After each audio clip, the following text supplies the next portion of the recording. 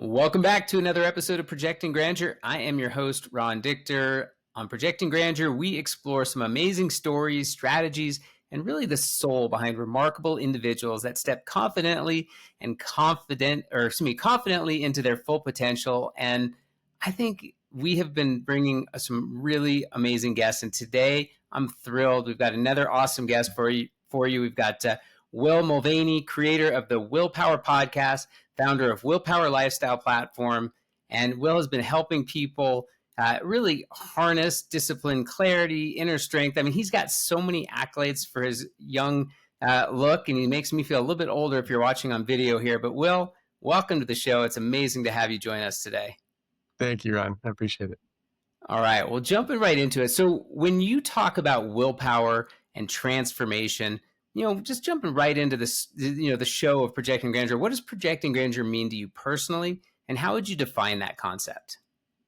Yeah, it's an interesting concept, and it's cool that you built a whole show around it. And I think there's many sides of it.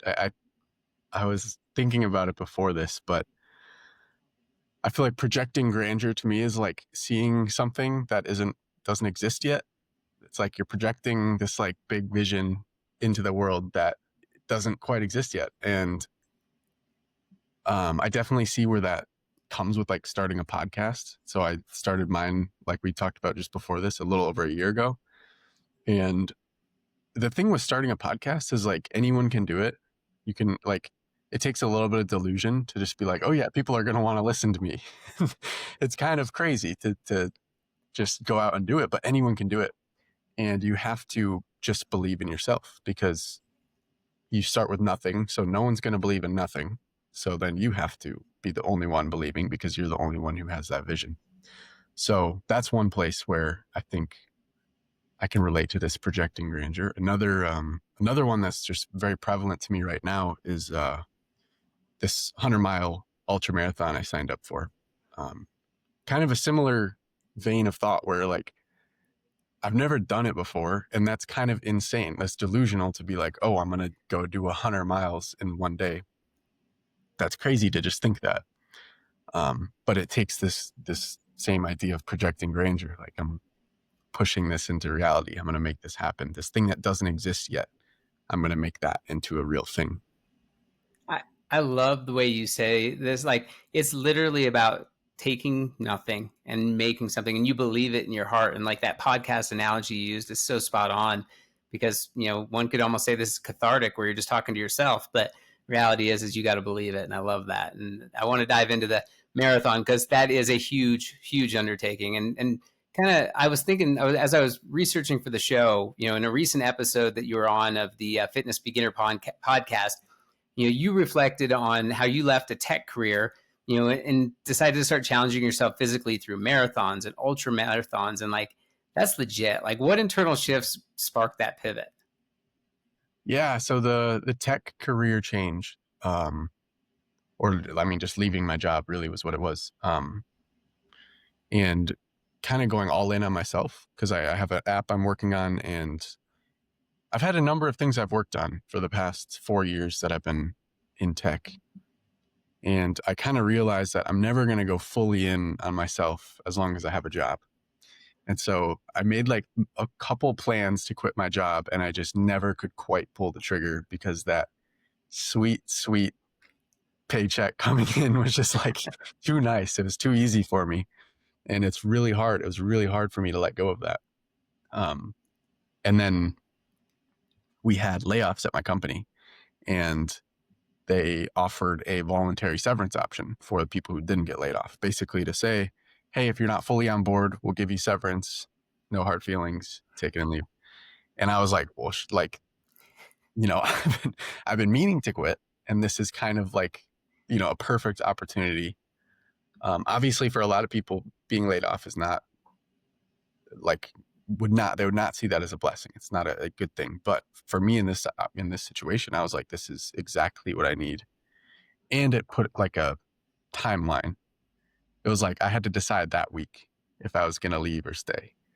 And so before that, it was just this arbitrary, okay, I know I want to quit my job, but there's there's nothing really pushing me to do it soon. I might as well just stay a little longer. And then this was like, nope, choose now. Pick what you're going to do. And yeah, so since then, yeah, I mean, the marathon training's kind of been like, feels like a job because it's like so much running.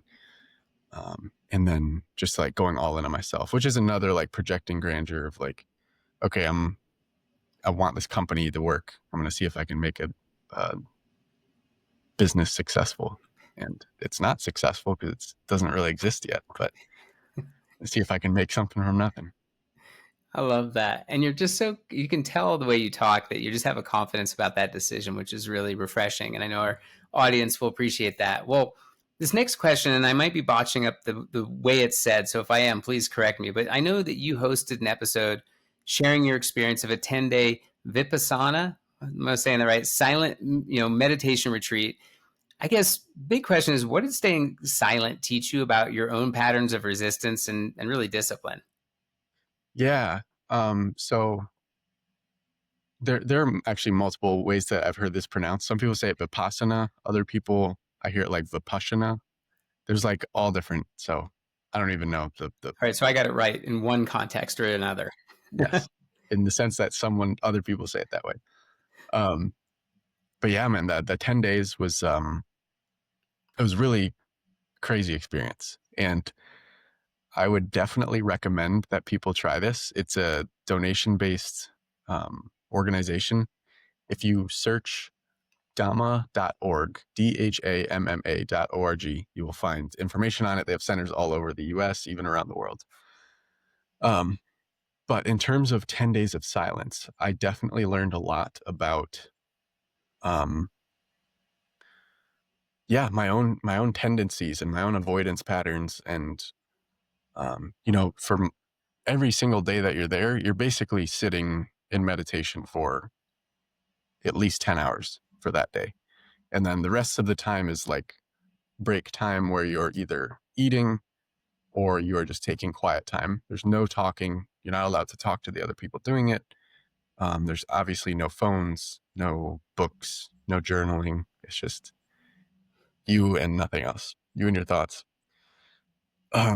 So through that, I learned a lot about the practice itself of the meditation practice of Vipassana.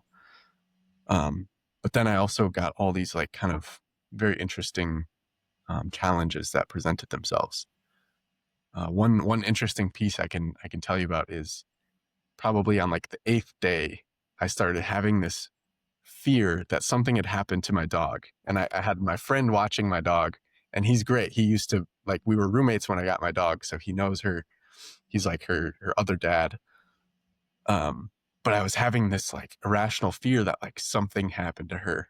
And it was day 8, so I knew I had like 2 more days to go before I would even get to know what happened because I had no outside contact.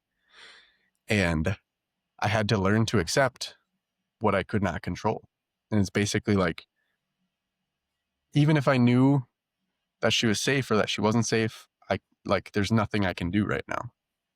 So letting go of control in that moment and letting go of this like need to know and just accepting things are the way they are. It's out of my control. That was like a beautiful realization that came from this like super hard and like very, very difficult emotional experience. Yeah. I never actually even thought about that concept, but like 10 days and in your head and thinking like that, you learn a lot about yourself. That's interesting. Well, it's funny is I was researching this show. You have a lot of really great stuff online, and it was really easy. Sometimes I grapple with questions, but you've got so many cool things that I was able to quote from that it was really fun to do research on you. And another one that I heard you say is in the show Lessons on True Personal Translation. You had a recent conversation on the Red Delta Project, and you speak about real, lasting change coming from within, which I think relates to what we were just talking about. Like, how does that idea inform your own, reinventions? Yeah. That's an interesting one because there's like a weird play between like identity and action here. That's like, because there's a lot of like self-development talk about like, oh, change your identity and then like you just like work outward. Like that's Atomic Habits is all about like being the person who does the thing. But sometimes it works in the other way as well, which I feel like with this race, it's kind of been that way where I don't think I shifted my identity. I think I just signed up for a crazy thing and then just took on the identity as I went because I started running every day. Now I'm kind of a runner for right now.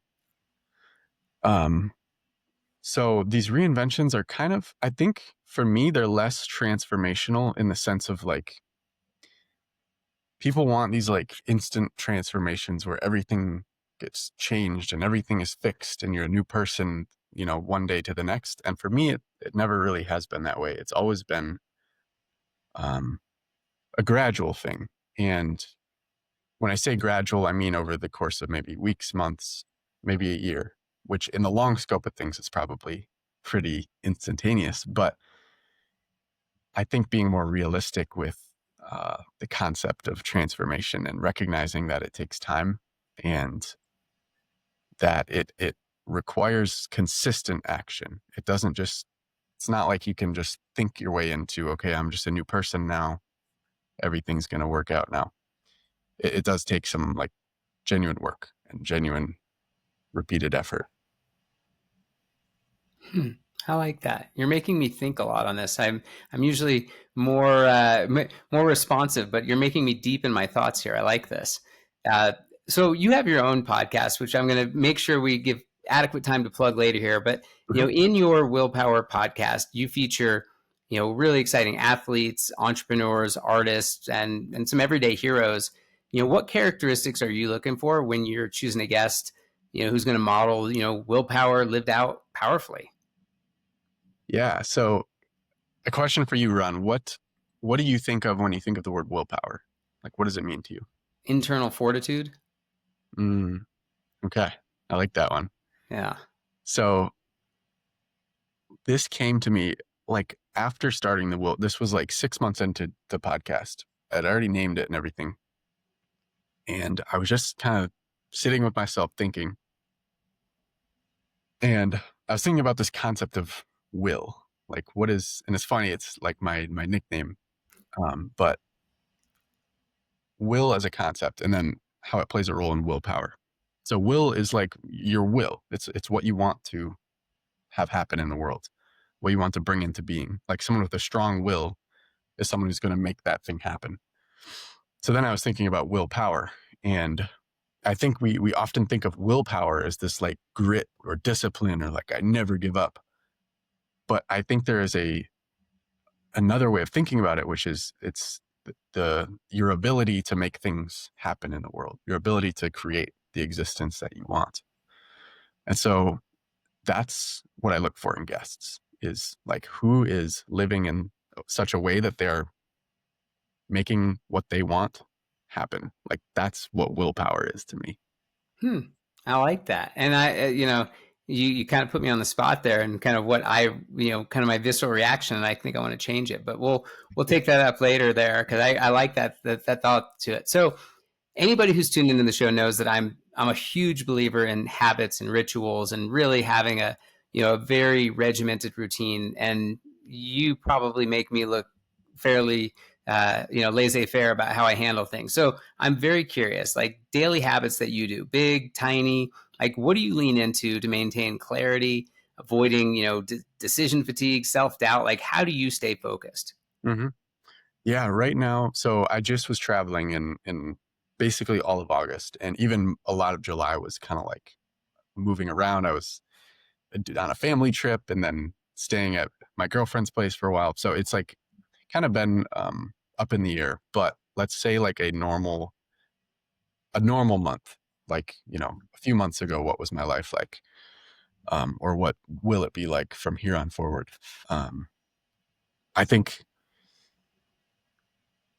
the two biggest things, at least for right now, are my runs, which you could substitute whatever else is in there, but some kind of physical movement that's kind of like a non-negotiable, like you're going to do it. And then right now I'm doing meditation. I'm doing my Vipassana practice, which is 1 hour in the morning, 1 hour in the evening. those are also non-negotiable for me right now. Um, those are pretty big habits. Like those are significant investments of time, because the runs are anywhere from 30 minutes to like 3 hours, and then 2 hours for meditating is also a lot. On a lesser scale, things like walking in the morning, like getting outside in the morning, that's huge for me. I have just started to get back into that habit of just like when I wake up, I just immediately go take my dog outside and get in the sun. That seems to be a really refreshing way to start my day. Avoiding my phone in the morning, I've found that to be extremely helpful. I think like when I wake up, I am in this like sensitive mode where I'm like, the day is still up in the air. It's like, is this going to be a good day or a bad day? And if I check my phone, I'm almost like leaving the day up for that. So if something bad is on there, it's like putting me down the wrong path. Whereas if I just give myself like an hour to get into the day and then check my phone, I'm not in this sensitive state, and it doesn't bother me. I just take care of whatever it is. So avoiding the phone first thing in the morning, getting outside. Another one I really like is the cold plunge. I'm lucky enough that I have one. I converted a chest freezer into a cold plunge with some friends a couple years ago. And so that's awesome. That's like I actually found with my sleep that the cold plunge is like so good for my sleep. If I just do it during the day at any point, I get the best sleep at night. So that's good. And then like typical like good sleep hygiene is always helpful. Like not being on screens too late, getting to bed at a good hour, having a good like nighttime routine. I like all those things. The cold plunge is one that's been on this show a couple times now, and not one that, not one that I've embarked upon yet, but one that's like right on the cusp of something I think I need to, introduce into my life. And I might pick your brain on that one. Yeah, it can be awesome. It's it's hard. It's like every day that you do it, you're like kind of have to grit your way into it, but it's I think it's very beneficial. I grew up in Alaska, so how bad can it be, right? Okay. So you've mentioned reframing failure and building, unshakable habits, and this really ties into the question I just asked. But like, as you think about the people that you're helping and building resilience, when things don't go according to plan, how do you really help the people, have those habits so that they can build that resilience? I'm going to steal an answer from someone I had on my podcast. Her name is Erin Lavaroni, and she runs a company called Habit Coach Pros. And so she basically helps coaches coach people, if that makes sense. Mm-hmm. And the thing that she told me on that podcast when she came on was that she coaches them to teach this, like, I forget the exact framing she used or the verbiage, but it was like a if then kind of thing. Like, and basically you're planning for failure. You're saying, if I mess up here, then I'm going to do this. Because a lot of the times when we're like planning, we think of it as like, okay, what are the success steps? How are we going to get to success? Like, okay, I'm going to wake up at 6 a.m. I'm going to go for my run, and then I'm going to go on the cold plunge, and then and it's like all these like successful, this is the perfect day. But her guidance was like, okay, but have a plan for when things don't go well. So it's like, if I miss my alarm, what do I do? If I miss my alarm, okay, I get up when I can. As soon as I, realize that I missed my alarm, okay, I'm up. The next day has to go according to plan. Like, that's my if then. If I mess up one day, the next day has to go according to plan. And that could extrapolate out to whatever it is, a business failure. Okay, if my business doesn't do, X dollars this month, then the next month I'm going to plan this much time. So then it's not like you don't go into this like spiral of like, okay, I messed up once, now everything is going to hell. I'm just going to let go and stop caring completely. All right.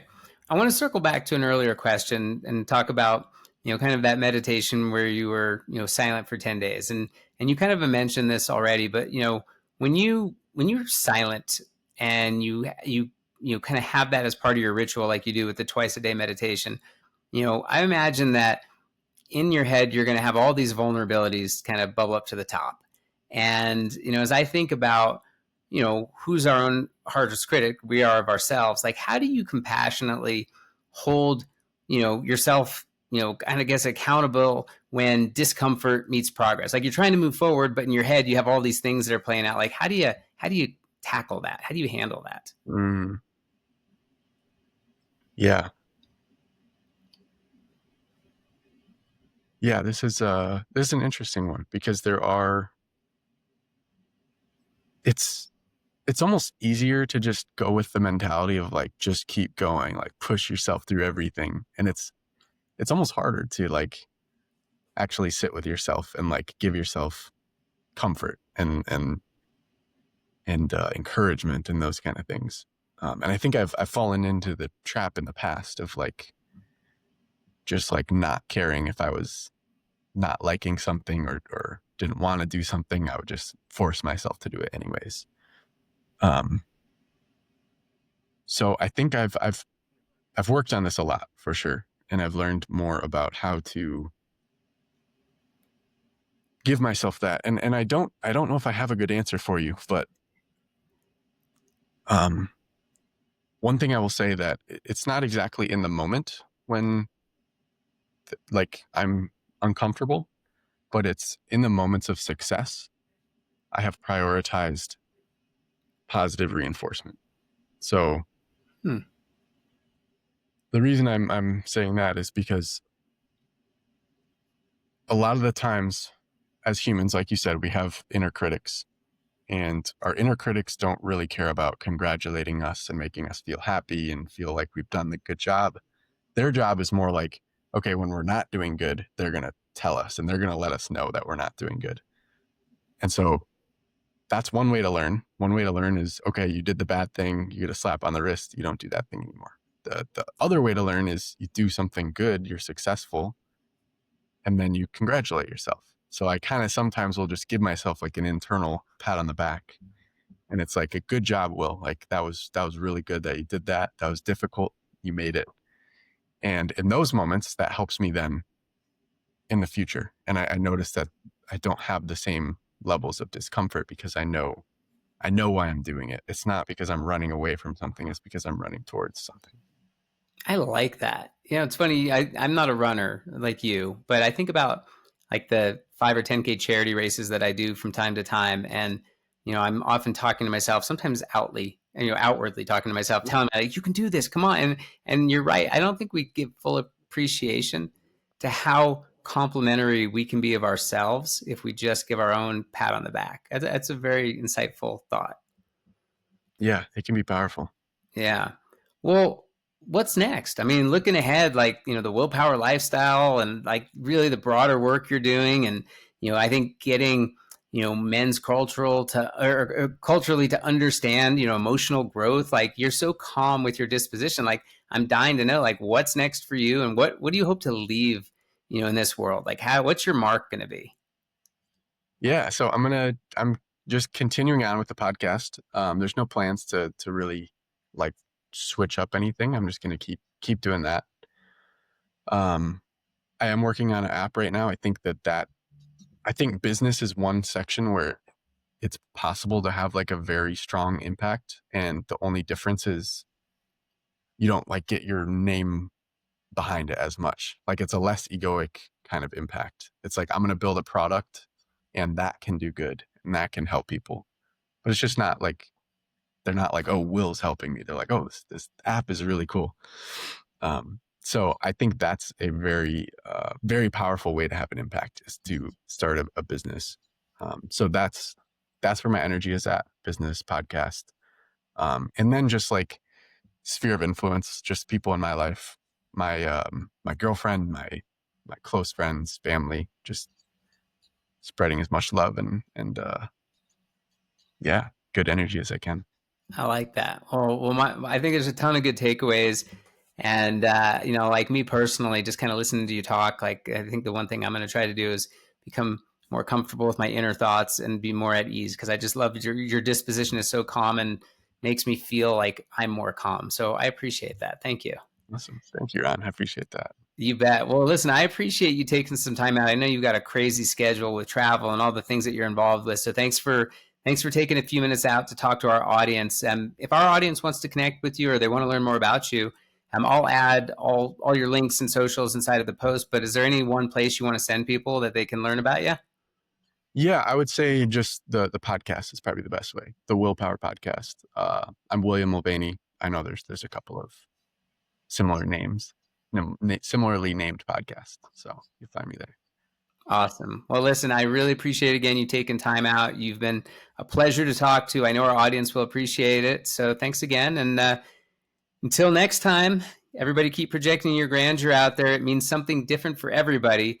But I really, really like the backstory that Will shared with us today about how his podcast started. So think about what your backstory is. Think about what you want to project out to the world and make it happen.